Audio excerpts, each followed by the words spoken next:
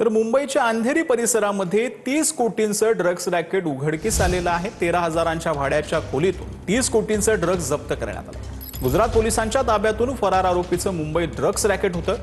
ड्रग्जची तस्करी करणाऱ्या मोहम्मद आरिफ शेखला अटक करण्यात आली। 13,000 भाड्याच्या खोलीत एमडी ड्रग्ज बनवण्याची फॅक्टरी जी आहे तयार करण्यात आलेली होती। खार पोलिसांनी एक मोठा रॅकेट पर्दाफाश केलेला आहे। मुंबईतील खार या ठिकाणी असणाऱ्या एका चाळीमध्ये एक गृहस्थ आहे, तो जवळपास 30 कोटींचा जो धंदा हा ड्रग्सचा करत होता। हा आरोपी आहे तो म्हणजे गुजरात येथे त्याच्यावरती जवळपास 15 केस या नोंदवला गेलेला होता। गुजरात पोलिसांच्या हातून हा जो आरोपी आहे तो 2023 या ठिकाणाहून त्यांना हातावरती तुरी देऊन पळून आलेला होता। या ठिकाणी आपण पाहिलं तर रिजवान अहमद लियाकत अली असं या आरोपीचं नाव असून हा याच अंधेरी या विभागामध्ये एका चाळीमध्ये एक भाड्याने 13,000 रुपये देऊन हा रूम आहे तो त्यांनी घेतलेला होता आणि गेल्या 1 ते 2 वर्ष हा ह्या ठिकाणी राहत होता। डीलरच्या माध्यमातून मुंबईच्या बाहेर आणि मुंबईच्या बाकीच्या आसपासच्या परिसरात करत असल्याचा पोलिसांना संशय आणि त्याच अनुषंगाने पोलीस अधिकचा तपास आहे तो करत आहेत। जवळपास 30 कोटींचा हा जो मुद्देमाल आहे तो जप्त केलेला असताना जवळपास लाखोंचा व्यवसाय, करोडींचा व्यवसाय हा दर महिना ह्या ठिकाणी करायचा। त्याची बायको त्याला साथीदार होती। ह्याच प्रकरणात आणखीन देखील रॅकेट असू शकतं असं देखील पोलिसांचा संशय, त्या अनुषंगाने संपूर्ण तपास हा सुरू आहे। अमित शिकवणसह निखिल चव्हाण, टीव्ही 9 मराठी, मुंबई।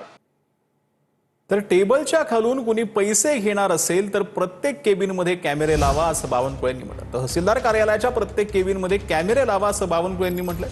महसूल मंत्री चंद्रशेखर बावनकुळेंनी ह्या सूचना दिलेल्या आहेत।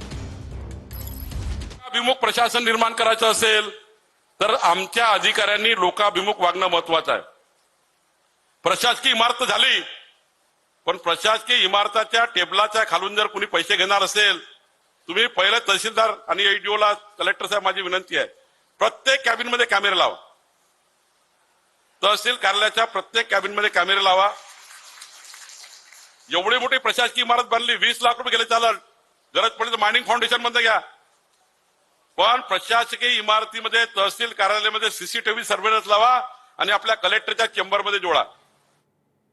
वरळीच्या विडीडीतील जांभोरी मैदानामध्ये आता जल्लोष मिरवणूक सुरू झालेली आहे। डीजे लावण्यास पोलिसांकडून परवानगी देण्यात आली। डेसिबलची मर्यादा ठेवत 12 वाजेपर्यंत डीजेची परवानगी देण्यात आली। वरळी बीडीडी चाळीमध्ये डीजे पोलिसांनी बंद केल्यामुळे नागरिक रस्त्यावर उतरलेले होते आणि नागरिकांच्या आंदोलनानंतर पोलिसांनी डीजेसाठी परवानगी जी आहे ती दिलेली आहे।